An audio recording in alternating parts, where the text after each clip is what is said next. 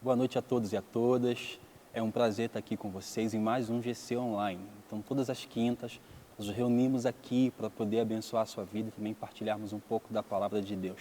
Eu quero que nesse momento você possa chamar as pessoas que estão contigo, presentes na sua casa, para que nós possamos orar uns pelos outros e começar esse GC, que é um momento muito especial para cada um de nós. Vamos orar nesse momento então? Feche seus olhos aí onde você estiver, ainda aqui na sua casa, ainda aqui nesse tempo de quarentena. Eu queria que nós colocássemos os nossos corações diante de Deus, porque Ele é o Senhor de todas as coisas, porque Ele governa sobre tudo e sobre todos. Talvez você na sua casa esteja passando por qualquer situação que foge ao nosso conhecimento. Eu quero te desafiar a acreditar que Deus está aí com você. A Bíblia diz que Deus está perto de nós. Então aí na sua casa, com o seu coração no Senhor, com a sua mente elevada a Cristo, vamos orar ao Senhor porque Ele ouve a nossa oração. Pai, nessa noite de mais um GC Online, nós colocamos os nossos corações diante de Ti, reconhecendo que Tu és Deus, que Tu és o Senhor. Nós confiamos nos Teus planos, Pai, e deleitamos a nossa alma em saber, Pai, que o Senhor é fiel, que o Senhor é bom em todo o tempo, Pai. Pai, que enquanto nós estivermos aqui nesse GC, esse irmão, essa irmã, essa vida do outro lado possa ser abraçada e alcançada, Pai, pelo Senhor, Pai, por meio do Teu Espírito, Deus. Eu oro, Pai, para que neste tempo de comunhão com os meus irmãos aqui no GC, nós possamos, ó Pai, abençoar os nossos outros irmãos que nos assistem, Pai. Pedimos, ó Pai, para que onde esse vídeo chegar, Pai, pessoas possam ser transformadas para louvor do Teu nome. Nós levantamos o Teu nome aqui nessa noite e reconhecemos que Tu és o Senhor, Tu és o nosso Deus, Pai. Que, Pai, o Teu nome seja engrandecido e que nós reconheçamos sempre, Pai, o Senhor em todos os nossos caminhos. Que o Senhor nos abençoe neste tempo, nos alcance, Pai. Que o Senhor possa, Pai, confortar o nosso coração acerca, Pai, de toda ansiedade, Pai. Que as Tuas palavras, Pai, nos revigore o homem interior, Pai. Que nós possamos confiar naquilo que o Senhor disse, Pai, naquilo que a Tua palavra diz, Pai. E que seja um tempo precioso, em nome de Jesus. O amor de Deus não está condicionado às circunstâncias. Que você aí, de onde você estiver, que você saiba dessa verdade. Nós somos de Deus. Nós somos para sempre de Deus. E não há nada, não há nenhuma circunstância. O apóstolo Paulo deixa isso muito claro para nós. Não existe nada que tenha capacidade em si mesmo de nos distanciar do amor de Deus que está em Cristo Jesus. Nós somos de Deus, você é de Deus. E apesar da quarentena, apesar dessa adversidade que veio sobre nós confiamos que Deus está com a gente, que nós somos de Deus e que Ele governa sobre nós e que Ele coordena toda a história. Nós podemos cantar isso com convicção, nós somos para sempre de Deus, você é para sempre de Deus. Se há alguém aí na tua casa, do teu lado, que você possa dizer assim, você é para sempre de Deus, diga isso para esse alguém, porque essa é uma verdade bíblica para nós. Nós somos de Deus e as circunstâncias, as adversidades não podem moldar a realidade daquilo que Deus diz a nosso respeito, em nome de Jesus. Amém? Amém, Eli? Amém. Amém, Mendes? Eu queria saber agora de vocês, como que está sendo esse tempo, como que foi a semana. Queria que você também na sua casa pudesse perguntar para quem está do teu lado, como é que está sendo esse tempo novo de quarentena. Eu sei que talvez você, nesse distanciamento da comunidade local, que é a nossa igreja, você tem sofrido, porque nós somos seres comunitários. E eu queria perguntar para os meus irmãos aqui, como é que tem sido esse tempo? O que vocês têm ressignificado, ou reaprendido, ou aprendido novamente, ou aprendido de uma vez por todas, ou esteja reaprendendo, ou algo assim? Como é que tem sido? Sim, tem sido um tempo desafiador, porque, como você mesmo disse, a gente está sem aquilo que a gente ama tanto, né? A comunidade, a comunhão com as pessoas e tal. E eu estou aprendendo pessoalmente na minha casa, na minha rotina, né? Na minha vida, a realmente dar valor ao que tem valor de verdade, né? Porque a gente, com o passar do tempo, a gente vai criando, se escorando, né, em algumas coisas que a gente não tem mais agora, né? Então, realmente valorizar o tempo com Deus, valorizar um tempo com a família, dar o valor adequado, né, para isso. Então, está sendo um tempo bom de aprender a viver com essa questão aí, mas Deus está sustentando, está dando graças a Deus. Amém. E você, Felipe, como é que está sendo esse tempo? Pastor, o tempo está sendo de qualidade, né? Quando se refere à palavra família. Eu e minha esposa, nós estamos em alguns projetos, né? Que nós temos tempo agora que não teríamos antes, devido à rotina de trabalho. E nós estamos praticando e isso tem tem tornado um significado muito grande nas nossas vidas, que é esse período de qualidade, é esse período que nós estamos envolvidos mais em relação à família, né? Então, como o Eliezer falou, dentro de toda essa crise, nós estamos conseguindo tirar esse tempo de qualidade, né? Esse momento nosso de família. Amém, amém. Talvez você que esteja em casa esteja pensando o que fazer nesse tempo. A vida em comunhão, ela é a essência talvez do cristianismo. E talvez você, assim como eu, esteja sentindo muita falta da comunhão com os irmãos. Mas nessa ausência da comunhão, um dos conselhos que eu te dou e que eu tenho usado para mim é que você use tudo que você se alimentou ou que você foi alimentado durante todo esse tempo em que nós vivíamos em comunhão, em que nós estávamos em comunhão. Um dos ensinamentos que eu tenho tirado para mim acerca desse tempo é da importância da igreja local, da vida em comunhão, do irmão, da comunidade como alguém que nos molda, nos transforma, sabe, nos aperfeiçoa. Né? E o quão é importante, nesse tempo de ausência do nosso próximo, da comunhão, a gente começa a pensar o quanto que faz sentido Cristo dizer que os mandamentos se resumem a amar a Deus sobre tudo e amar o nosso próximo. Como que esse próximo é importante? Aí na sua casa você pode amar os seus semelhantes, amar os seus parentes, priorize o seu tempo devocional, priorize, alimente-se da palavra de Deus, alimente a sua fé, sabe? Todo esse tempo, nós pastores que alimentamos, ou que nós partilhamos as verdades bíblicas com vocês, nós partilhamos também para este momento, no momento em que a gente não pode estar presente, porque nós não queremos ser muletas, nós não queremos que haja uma dependência, porque o nosso desejo é que aí na sua casa você consiga usar desse tempo para não somente edificar a si mesmo, como edificar também o seu semelhante, que pode ser a sua esposa, o seu esposo ou os seus filhos. Amém? Muito bom. Se você puder e tiver um tempo também, pergunte para as pessoas do seu convívio como é que está sendo esse tempo. Aproveite para tentar ser resposta para esse tempo na vida de alguém.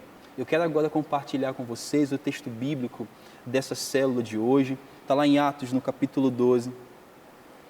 Atos 12. Não sei se você sabe, mas são 4 os evangelistas, né? Mateus, Marcos, Lucas e João. 2 desses são testemunhas ocular do ministério de Jesus e 2 não. Mateus e João, eles viram Jesus. Né? Marcos e Lucas, eles ouviram falar de Jesus. Né? No evangelho de Lucas, ou melhor, o evangelista Lucas, ele escreve um texto a alguém chamado Teófilo, né? E o texto não é somente o evangelho de Lucas, mas também o de Atos, né? O texto de Atos dos Apóstolos, que o intuito do evangelista é falar sobre o surgimento da comunidade primitiva, as perseguições, né? O fundamento da fé, né? A gente cresce muito. Se tem uma coisa que chama muita atenção na fé cristã, ou em meio aos cristãos, é que a perseguição não nos paralisa. A perseguição é como se fosse um combustível para que nós falássemos com uma voz ainda mais efetiva sobre o nosso Deus. Então, se você puder acompanhar comigo, Atos dos Apóstolos, no capítulo 12, do verso 1 ao verso 7. O texto fala assim: nessa ocasião, o rei Herodes prendeu alguns que pertencem à igreja, com a intenção de maltratá-los, e mandou matar a esposa de Tiago, irmão de João. Vendo que isso agradava aos judeus, ele prosseguiu prendendo também Pedro durante a festa dos pães sem fermento. Tendo-o prendido, lançou-o no cárcere, entregando-o para ser guardado por 4 escoltas, de 4 soldados cada uma. Herodes pretendia submetê-lo a julgamento público depois da Páscoa. Pedro ficou detido na prisão, mas a igreja orava intensamente por ele. Na noite anterior ao dia em que Herodes iria submetê-lo a julgamento, Pedro estava dormindo entre 2 soldados, preso com 2 algemas, e sentinelas montavam guarda à entrada do cárcere. Repentinamente apareceu um anjo do Senhor e uma luz brilhou na cela. Ele tocou no lado de Pedro e o acordou. Depressa, levante-se, disse ele. Então as algemas caíram dos punhos de Pedro. Até aí, Pai, nós lemos a Tua palavra, nós cremos nela, ela é fiel, ela é digna de toda aceitação, Pai.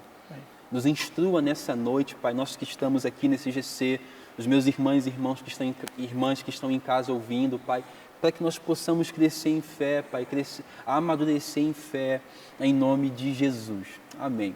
Bem, o relato bíblico fala sobre um episódio em que o rei Herodes, ele começa a prender ou perseguir a comunidade primitiva, e ele começa a perceber que existe um apoio ou um apreço dos judeus naquela atitude dele.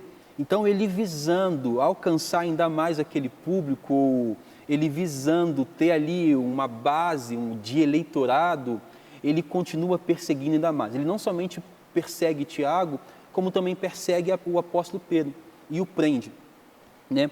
A nossa intenção nessa noite, ao ler esse texto, é entender essa busca desenfreada por posição, entender essa busca desenfreada por poder. Por quê? Esse texto se divide em 3 partes, basicamente. A primeira parte é um rei que, para buscar a aceitação de uma elite religiosa, ele começa a perseguir os cristãos. A motivação da sua perseguição não é porque os cristãos em si estão burlando uma lei, estão errando em alguma coisa, mas sim porque ele percebe que, se ele persegue os cristãos, ele ganha o favor dos judeus, né? Ele ganha o prestígio com esses homens, né?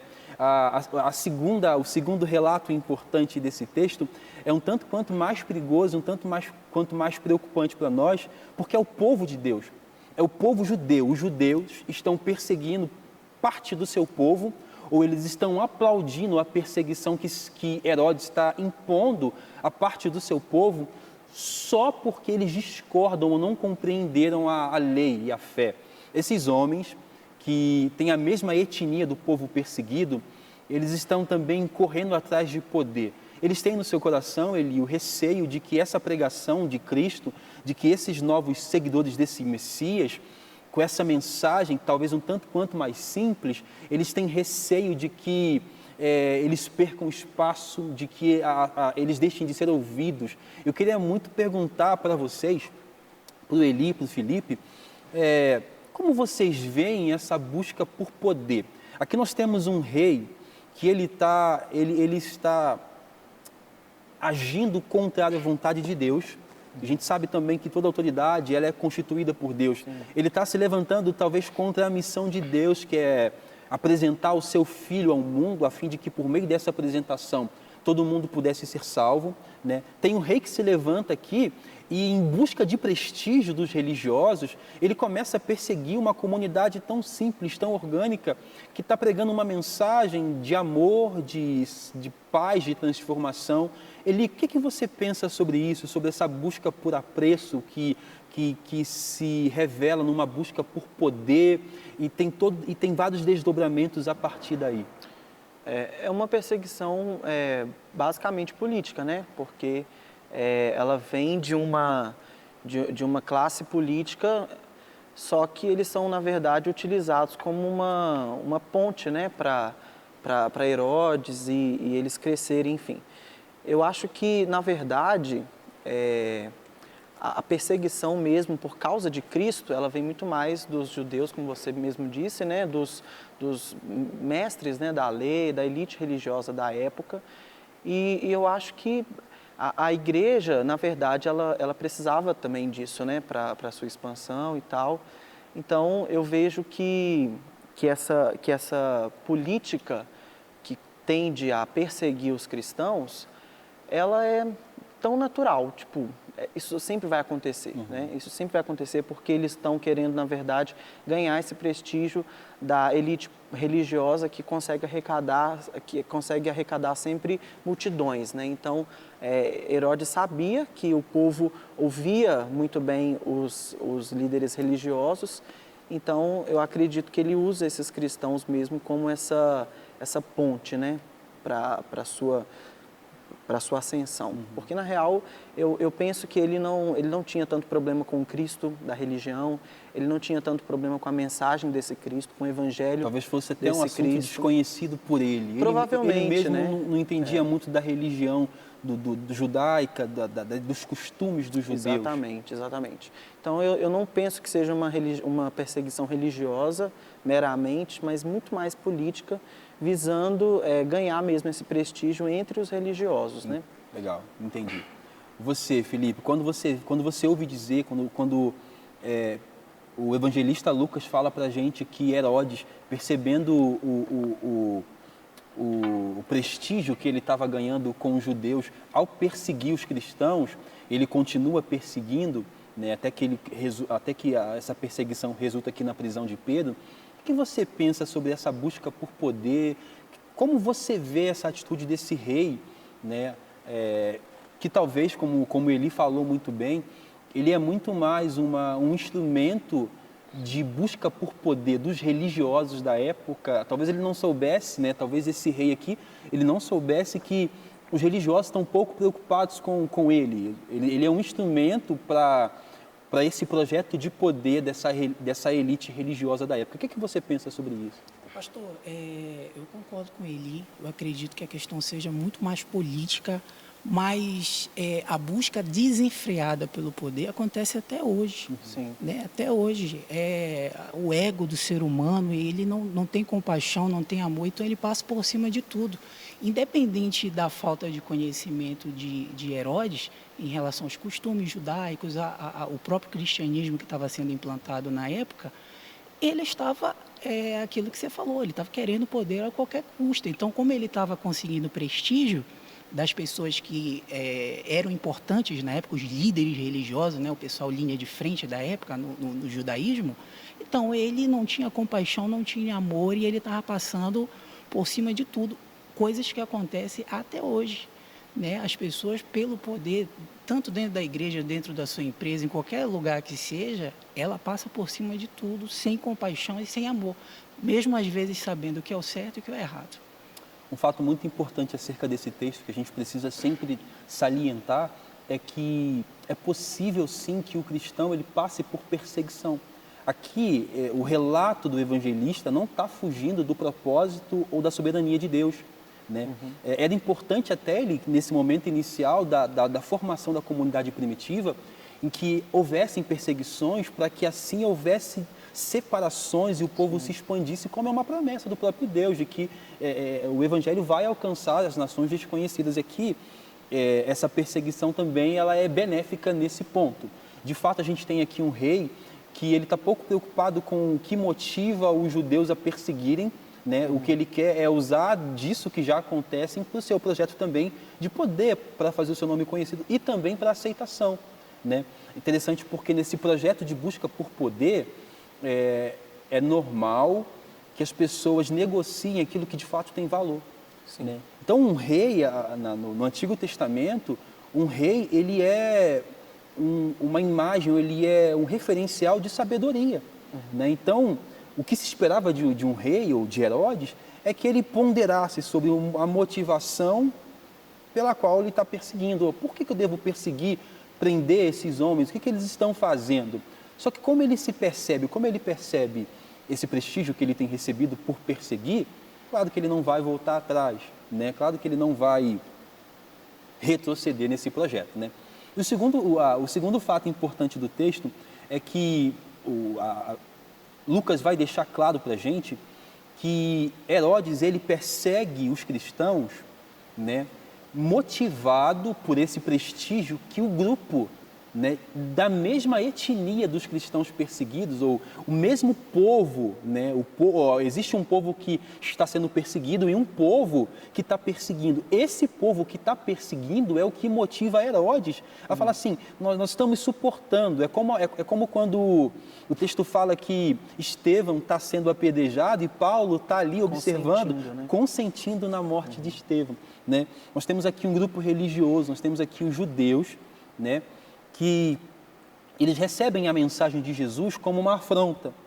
A mensagem de Cristo afronta aos judeus, primeiro porque talvez seja uma mensagem mais simples, uma mensagem de um Deus mais real, de um Deus que talvez anule a meritocracia. Esse Deus aqui que Cristo apresenta aos seus apóstolos é um Deus que vem até nós, enquanto o Deus dos judeus é um Deus que se revela na medida em que eu faço coisas, na medida em que eu tento obedecer uma lei que é impossível para nós obedecer, né, Eli? Sim.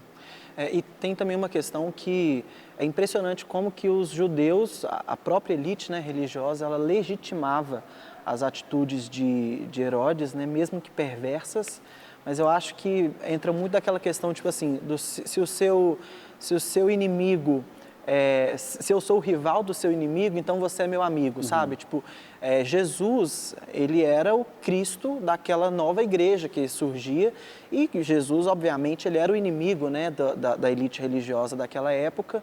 Então, quando Herodes se acende, ele se apresenta como um rival a esse Cristo, ele ganha legitimidade para fazer o que for com as pessoas que o seguem.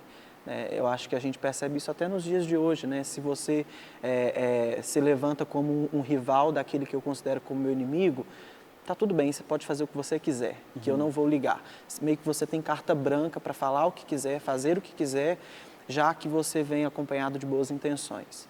Então, para a elite religiosa, ainda que Herodes fazia coisas horríveis, ele estava atrelado a boas intenções, para manter a ideia, né, conservadora daquela religião, conservar aquela religião que já estava instaurada, já estava estabelecida. Acaba que eles viam então Herodes como um instrumento da sua própria vontade. Exatamente. Ele está facilitando para nós, ou seja, ele persegue, com isso dissipa-se essa religião, dissipa-se essa fé, dissipa-se esse tal de pequenos cristos, e aí nós podemos então trazer o nosso fundamento, trazer a nossa religião e a nossa forma de ver aquilo que a Bíblia ou que a lei está dizendo.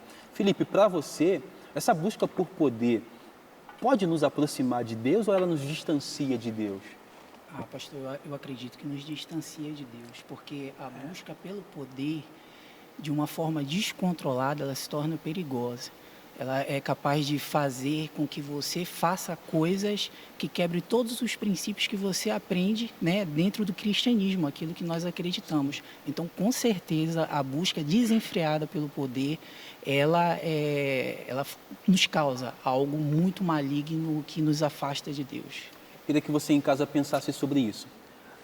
A busca por poder, ela traz algum benefício para nós, lembrando que aqui não é o poder de Deus ou o poder do seu Espírito em nós, e sim um poder muito mais hierárquico, governamental, algo mais dentro dessa realidade. Lembrando que a gente está aqui tratando de uma questão política religiosa, que tem tanto o Herodes, que é uma representação política, como os judeus, que é uma representação religiosa.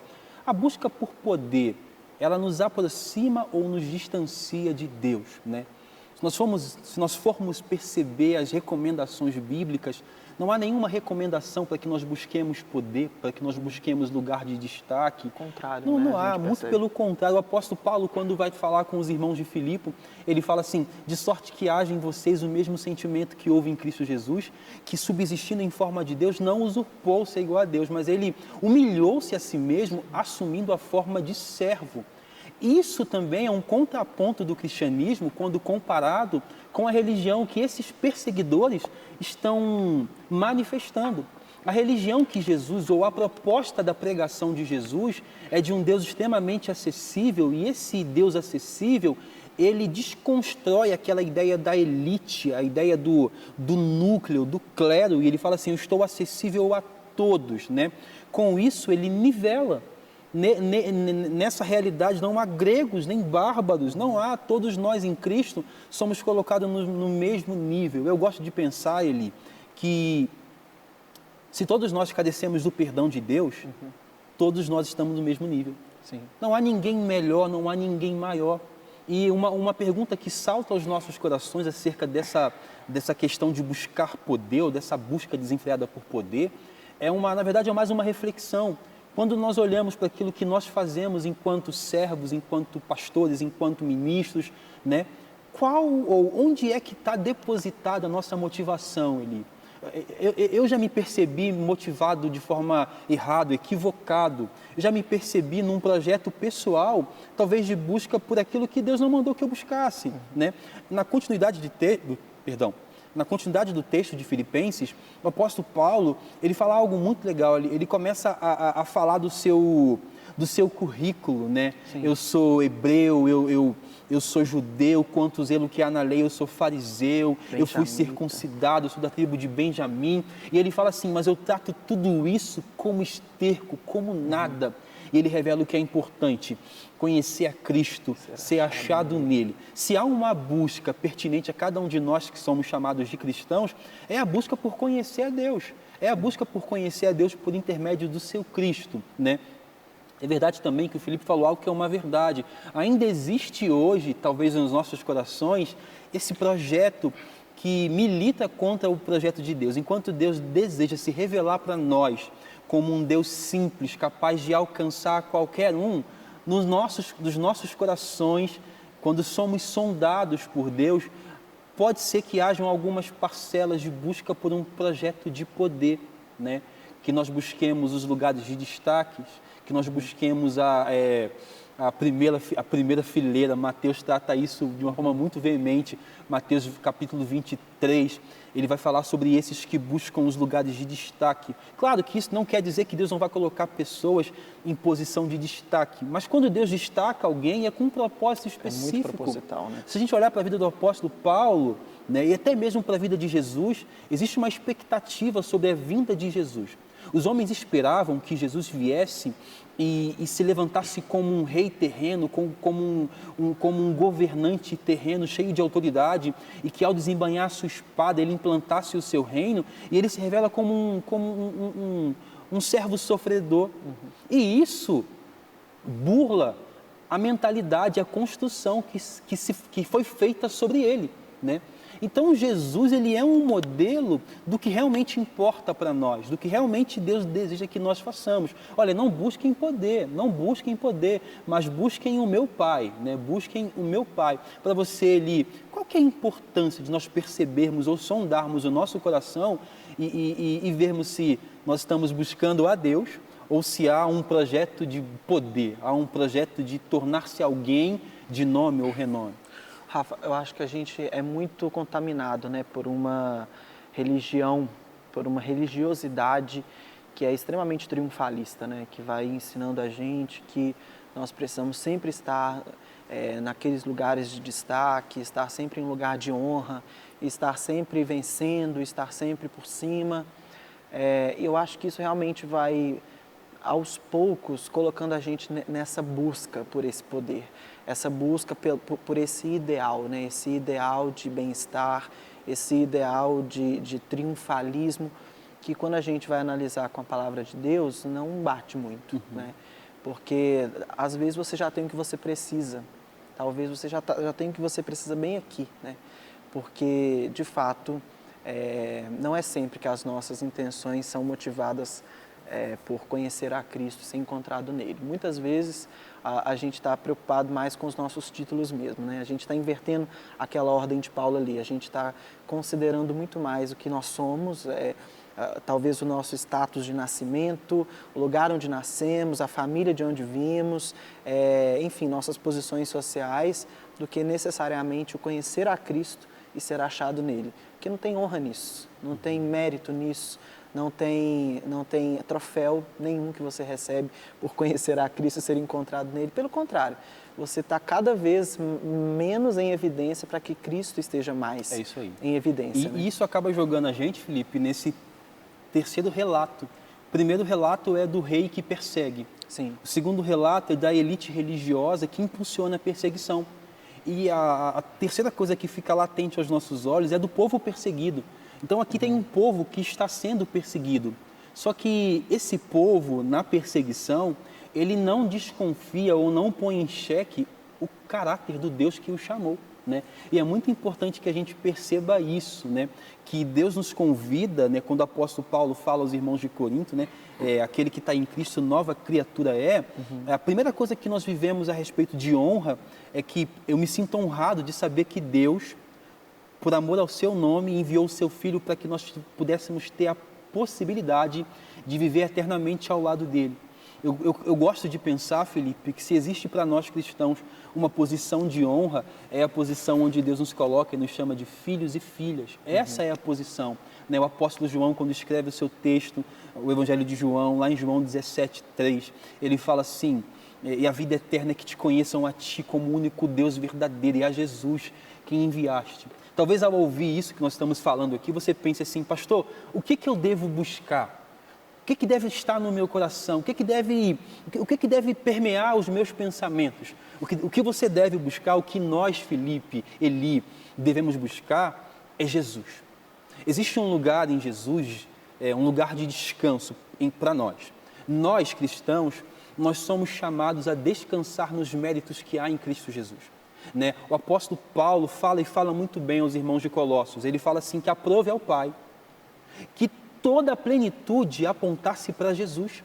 Só existe uma pessoa que merece esse lugar de destaque. E uma vez que Deus compartilha conosco esses lugares de evidência, é para que nós cumpramos o seu propósito. Deus não coloca ninguém em algum lugar que não seja a fim de que se cumpra ali o seu propósito. É muito legal pensar no rei Davi, porque mesmo sendo rei e após ter pecado, ele fala assim: Senhor, me sonda, vê se há em mim algum caminho mau. Sim, nós podemos e precisamos falar isso para Deus.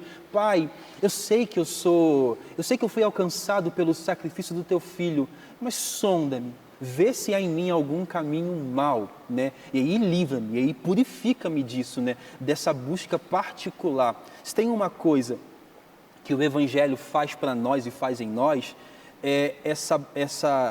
ele torna desnecessário essa busca por lugares de evidência. Sim. Cada um de nós cristãos acreditamos que o Deus que nos chama, Ele nos coloca no lugar que Ele deseja a fim de que cumpramos o seu projeto para louvor do seu nome, para engrandecer o seu Cristo, né? Então você na sua casa talvez deva se fazer essa pergunta: é benéfico para mim ou é benéfico para alguém essa busca desenfreada por poder?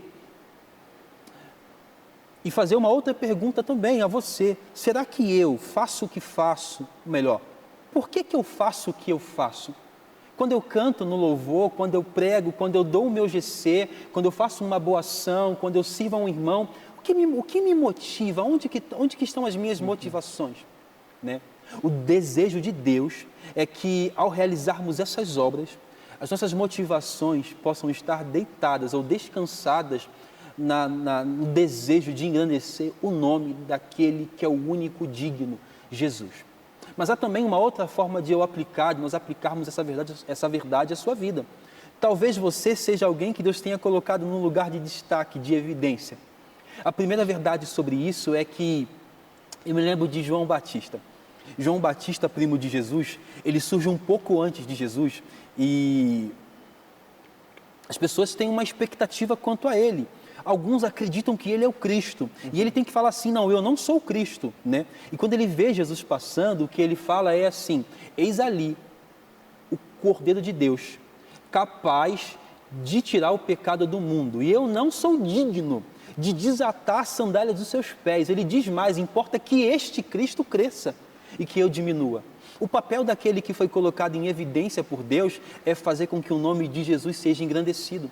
Em qualquer lugar, seja aqui, na sua casa, no seu trabalho, né? Eu me recordo muito de mim, quando eu trabalhava numa empresa, né? Eu tinha um versículo ali, assim, gravado no meu computador, que era assim: sirva ao seu patrão como se fosse a Deus. Para mim era muito nítido que um bom serviço glorificava o nome de Deus. Eu quero muito te desafiar a, nesses dias, pedir a Deus para que sonde o seu coração e para que deixe claro para você em qual projeto que você está empenhado. Se é num projeto particular de poder, se é num projeto de um ministério extremamente pessoal, ou se é num projeto de fazer o nome do Filho de Deus conhecido. Nós nascemos ou fomos feitos para glorificar a Deus. E se você está numa posição de evidência, evidencie ainda mais aquele que te colocou ali, em nome de Jesus. O nosso desejo nessa noite é que nós sejamos transformados ou conduzidos pelo sentimento que há em Cristo Jesus. Que mesmo sendo Deus, Ele não usou dessa prerrogativa. Quando te perguntarem o que você é, você não é um título, você não é um número, você não é o que você faz. Nós somos filhos. Por que somos filhos? Nós somos filhos porque nós não fizemos nada para ser filhos. Alguém morreu para que nós pudéssemos ser filhos. Nós somos amados. Por que nós somos amados? Porque fizemos algo para ser amado? Não. Nós somos amados porque Deus decidiu revelar o seu amor por nós, não porque houvesse ou porque tenha visto algo de bom em nós, mas porque o seu Cristo morreu para revelar tamanho amor. Não existe ninguém como Deus, não existe ninguém maior do que Deus. E o que importa nessa noite para você que está nos ouvindo é que Deus tome o lugar dele na sua vida. É que Deus seja engrandecido. E que se há no nosso coração algum projeto particular de poder, nós possamos desfazer com esse projeto para que o nome de Jesus seja engrandecido. Que nós possamos repetir como João Batista disse: importa que o teu nome cresça, importa que o teu nome seja engrandecido. Irmãos, a verdade é que nós não vamos engrandecer o nome de Deus somente quando tudo está bem, cooperando, quando tudo está a mil maravilhas. É possível que você e eu glorifiquemos, engrandeçamos o nome de Deus no meio das perseguições. Pois aqui no momento em que Herodes persegue a igreja, é no momento em que o Evangelho, que a mensagem de Jesus se espalha e tem a capacidade de alcançar os confins da terra. E eu quero muito que você, aí da sua casa, pudesse cantar e orar com a gente, pedindo para que o Senhor governe sobre nós, pedindo para que o Senhor imprima nos nossos corações o seu projeto. E o projeto de Deus é que nós o conheçamos. O profeta Ezequiel vai falar algo muito lindo acerca da vontade de Deus. A vontade de Deus é que todo ser humano chegue ao pleno conhecimento da verdade. E a verdade é Jesus. Que nessa noite nós que estamos aqui conheçamos que a vontade de Deus não é que nós nos cansemos buscando esse projeto de poder pessoal. Que nós nos cansemos e nos fadiguemos de tentar fazer o nosso nome conhecido. Não. Importa que o nome de Jesus seja conhecido. Onde quer que você esteja, na sua casa, aqui na comunidade, no seu trabalho, faça o nome de Jesus conhecido. Por quê? Porque o que é dito sobre Ele é que Ele é o Alfa e o Ômega. Ele é o princípio de todas as coisas e Ele é o fim de tudo. Tudo aponta para Ele. E nós que estamos aqui, por melhor que falemos, por melhor que possamos cantar ou tocar, nós que estamos aqui, nós não merecemos que o nosso nome sobreponha ao nome desse homem, desse rei, desse Deus. Que os nossos nomes elevem cada vez mais o nome desse Cristo. Senhor, a nossa oração nessa noite é para que os nossos corações sejam achados em Ti, que nós não confiemos, ó Pai, na força dos nossos braços, Deus, mas que descansemos nos méritos do Teu Filho Jesus, Pai. A saber, esse Filho é o merecedor de toda a honra e de toda a glória, a saber, porque Ele sofreu, o Senhor lhe deu um nome que está acima de todo nome, Pai. E nós queremos desenvolver a nossa fé e caminhada, Pai, debaixo dessa certeza de que se confiarmos no nome do Teu Filho, nós não seremos abalados. Queremos, ó Pai, caminhar, Pai, com a convicção de que nós não fomos chamados para desenvolver os nossos projetos pessoais de forma que o nosso nome seja feito conhecido. Nós fomos chamados, Deus, para fazer o nome do Teu Filho conhecido, a fim de que as nações possam ser salvas por meio do poder que há nesse nome. Por isso mesmo, disfarça com os nossos projetos particulares que não cooperam para o Teu propósito, Deus. Alcança esse irmão e essa irmã que nos ouve nessa noite, a fim de que ele esteja convicto também de que ele está talvez exatamente no lugar em que o Senhor o colocou. Pai, que nos nossos corações não haja espaço para competição, porque é isso que a busca por poder desperta em nós, uma competição. Nos dê a compreensão, Pai, que bem como o Senhor distribui os dons conforme lhe apraz, nós estamos devidamente colocados no lugar que é para nós. Se o Senhor te chamou para louvar o nome dEle, cantando canções, é o seu lugar. Se Ele te chamou para pregar o Evangelho como um pregador, é o seu lugar. Se Ele te chamou para cuidar de uma comunidade local, é o seu lugar. E não há lugar melhor do que o lugar em que Deus nos chamou para estar. Nós não precisamos buscar poder, nós não precisamos colocar o nosso desejo à frente de qualquer coisa. Deus deseja que o nosso coração confie nele. Existe um lugar em Deus para cada um de nós. Existe um lugar em Deus para você, para mim, para o Eli, para o Felipe. E a sensação de completude, a sensação de opa, nós estamos completos, nós estamos no devido lugar. A gente só tem nesse lugar de fato. Né? A coisa mais complicada que a gente já fez em muito tempo, que talvez, né, eu me recordo dos primeiros dias da minha fé, em que eu tentei ajudar os irmãos da coreografia, foi terrível, não é o meu lugar. Né? Irmão, irmã, você e eu só seremos efetivos na manifestação do nome de Jesus ou desse reino se nós nos prendermos ao lugar que Deus nos colocou. Existe um lugar em Deus para cada um de nós e nós não precisamos dar vazão à competição. Existe uma competição aqui no coração dos judeus acerca dessa mensagem nova. Que homem é esse que está pregando essa mensagem, talvez mais simples? Que projeto de poder? Não. Cristo, quando começa a sua pregação, ele não está levantando um projeto de poder, ele está ressignificando, porque os homens que estão perseguindo a esse Cristo, aos seus seguidores, não entendem a mensagem de Jesus, ou a mensagem, ou o desejo da lei era revelar um Deus cuja glória ele não divide com ninguém. O que é dito no Velho Testamento é: a glória é minha e eu não dou a ninguém. Então qualquer pessoa que esteja empenhada em buscar poder, ela está empenhada em ir contra Deus. E é isso que nós vemos, talvez. É verdade também que às vezes nós, no nosso coração, a gente se opõe a Deus quando nós pensamos saber o que é melhor para nós e desobedecemos a sua ordenança ou ao seu mandato para cada um de nós. Deus sabe perfeitamente o que é melhor para nós e o lugar em que nós devemos estar. Isso me lembra um pouco de Jonas, né? Deus tem um projeto de manifestação do seu reino para o povo de Nínive. E aí o profeta fala assim: não, eu tenho um outro projeto de poder. O meu projeto não tem nada a ver com ir até esse povo sanguinário. E ele começa a colocar o seu projeto de poder à frente do projeto de pregação ou de manifestação do seu reino de Deus, do reino de Deus. E ele se opõe a Deus.